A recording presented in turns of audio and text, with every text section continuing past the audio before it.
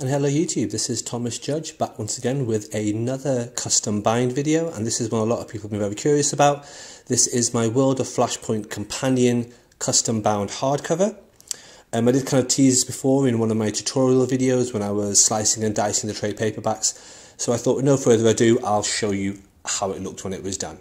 So to start with, here we've got the Flashpoint hardcover. As a lot of you are aware, I'm a big fan of New 52 and a big fan of the hardcover collections, and this is it next to the custom bound version. Looks slick. I'm going to talk about that dust jacket in a bit more detail later on, but I think that is the perfect companion appearance to the original volume. This is it on top of the original, and you see the World of Flashpoint there actually isn't substantially thicker, and I'll go through the bind order in just a second. Here is it from the front, and here is it from the back, and again I'll go over the back and the details there in just a second as well. So if you didn't catch the previous tutorial videos, I basically took these 5 trade paperbacks and I sliced them, diced them, cut out the corners for all the pages for all the issues that I didn't want to have bound, and then I got them bound professionally by my guy. Ultimately, with all these sort of custom videos that I always do, I always strongly highlight to people you should have the binding order you want, and you shouldn't feel obliged to keep in the sort of issues that you don't like or don't feel adds to the narrative. And to that extent, I'll show you exactly what that looked at when I did it.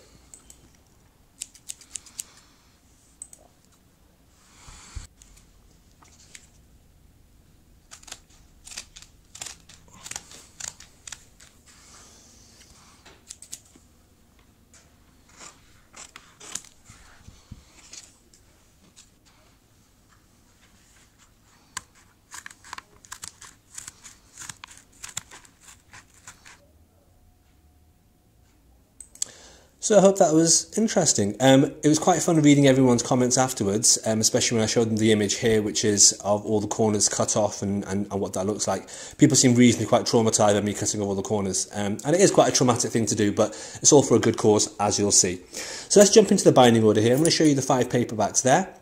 And what I'm going to do is to talk through each of them one at a time clockwise and explain what issues I kept and which ones I didn't. So to start off, we're here on the left, we've got World of Flashpoint featuring Aquaman and Wonder Woman.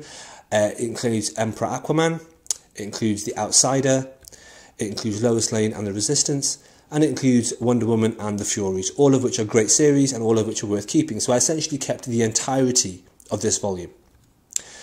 The next one moving along is Flashpoint featuring Green Lantern, and that starts off with a 3-issue series with Hal Jordan, which is not good. It then also has a 3-issue series with Abin Sur's Green Lantern, which also features Sinestro, who I do love, but unfortunately the series was not any good either. Frankenstein Creature of the Unknown, very weak and forgettable. And then the very last issue was a Green Arrow single issue, which was great, and I really enjoyed it, and so that one I collected.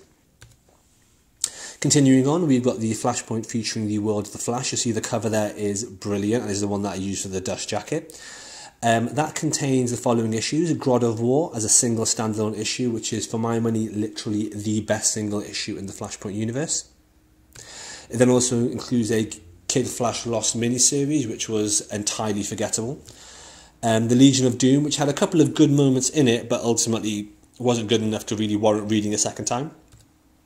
And then the Reverse Flash issue, which, despite the amazing cover art, had terrible internal art and a storyline that literally had no impact or value of any kind. So that was a real shame. Oh, and then it also had the Citizen Cold miniseries, again, very forgettable. And then moving to the bottom there, on the left, you'll see Flashpoint featuring Superman. From that volume, it starts off with the World of Flashpoint miniseries, which is actually called World of Flashpoint. Great art, at least to start with, but unfortunately the storyline itself was terrible. Booster Gold, which isn't a World of Flashpoint miniseries, actually some issues from the Booster Gold series. I didn't like it. I see why it's there. I'm not a fan of him. I know a lot of people are. If you are, that's great. But this was entirely just dismissible from my point of view. Next was the Canterbury Cricket, which for my money is the single stupidest and most irrelevant comic in this entire Flashpoint universe. And then finally Project Superman, which a lot of people don't realise was written by Zack Snyder. Sorry, not Zack Snyder, Scott Snyder. And it was excellent, well worth keeping. And then finally we've got the World of Flashpoint featuring Batman. The opening story there is the Batman Night of Vengeance story, which a lot of people consider to be the best story in the Flashpoint universe, and possibly even the greatest Batman story ever told. It's not either of those, but it is very good, and I did keep it. Then Deadman, the Flying Graysons, very poor and forgettable.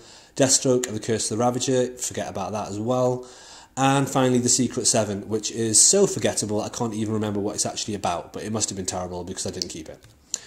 And that takes us to the actual hardcover. So I'll just show you now what it looks like as I flick through that. I'm going to start off with the Flashpoint hardcover. This is the original one from DC with its dust jacket. Great art from a Kubert there. That's the back. Just sort of having a quick flick through there. You've got the internal flaps on the dust jacket. Flick through the pages and so on. So very good, basically. Now, what I'm going to do is I'm going to put it next to the custom hardcover I had made.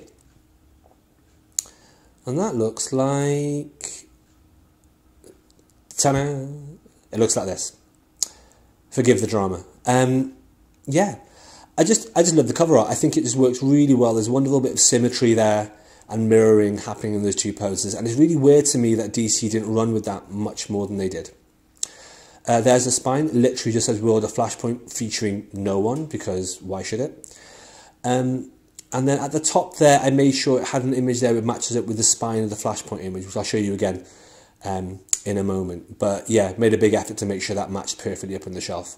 Here in the back, I've taken an image from the Project Superman issues, and then I took quite a lot of time and care in writing the blurbs here very carefully and matching all the fonts. The fonts were an absolute nightmare to match because the way they're done in the original trade paperbacks is essentially really strange and disjointed and varied. Somehow it works. Somehow it works. So there it is again. Very happy with that. You'll notice the inside flap there, which I'll show you again later on in the video, but that I really, really like. I took a lot of effort in that, getting the images, getting the text, working on the fonts, formatting it, making it so it really looked like it paralleled the original really well.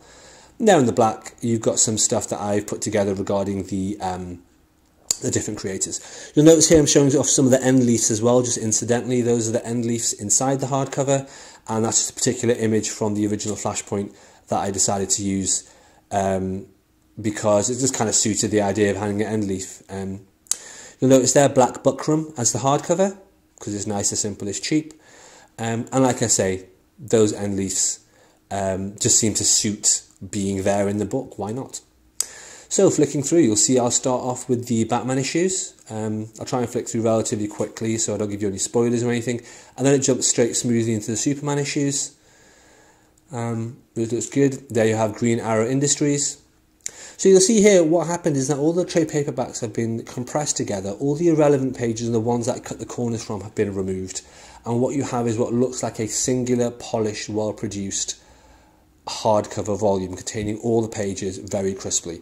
More importantly, it scraps all the pages and all the issues that I don't like.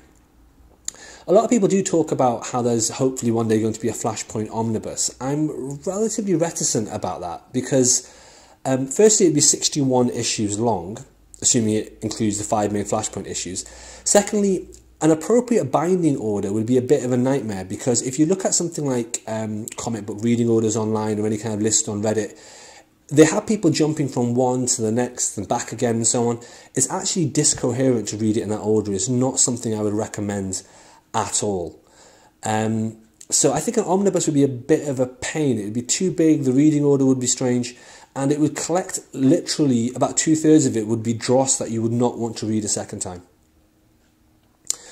Anyway, there's the flick through. Hope that was useful, guys. Hope that sort of allays the trauma that you would have had from seeing me do the slicing and dicing in the tutorial video.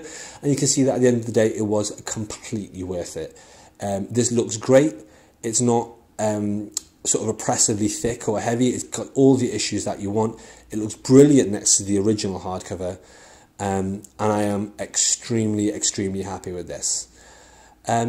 Let me know your thoughts in the comments below. I'd really like to know what you think about this. I think my dust jacket game is getting tighter. And you'll see here on the internal flaps, if I just compare them, you'll see why I went for the sort of thing I did. In the original, it's got that stuff about a quote and then a little bit of blurb in yellow and then an image in the bottom and so on. And I really wanted to put in a lot of effort to find a similar quote, which I found from within the issues, and then just some blurb I wanted to put in that, and then an image I got from one of the director's cut sort of floppies as well. And basically it just looks it just looks great. It looks like it matches, and I'm very happy with that. And I'd like to think it's the sort of thing that DC would have done if they'd actually gone down the route of making a official hardcover of this. So there we are, side by side. And there's a bit of a sky view.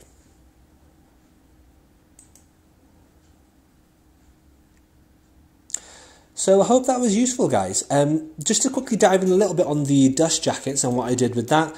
Here's an image of the back of all 5 trades, and if you zoom in, you'll see that all the text on the back is written in a really weird combination of styles. Some of it is uppercase, some of it is lowercase, some of it is yellow, some of it is white, slightly different fonts that are being used. It was basically a bit weird when you look at it. Like, it was fine the first time I saw it, and I never looked at it twice, but when I was looking to mimic it, I suddenly realised there's a lot of complicated stuff going on there. So that's one of the things that I had to quite slavishly work on when I was making the back page of my custom dust jacket. That internal flap as well, here you are, the picture out there.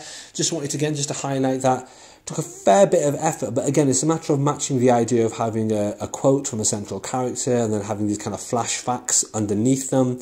And I picked flash facts that sort of reflected what was happening in the companion volume rather than happening in the actual Flashpoint events and so on. And here you have an image of the image that I used in the end leaves. It's just a map of the world of Flashpoint and what's happened, etc., etc. Again, this is within the actual standard paperbacks as well. I just thought it'd make a good end leaf. Why not? So there you have it. There's the cover, there's the back, there's the sky view. Hope you guys enjoyed that. Hope that was a useful overview. Let me know your thoughts of this and whether or not it'd be more useful to have something like a New 52 reading guide or anything like that. One of the things that I did earlier this year is I finished reading the entirety of the New 52. So there's several thousand issues, several hundred individual collected volumes of things.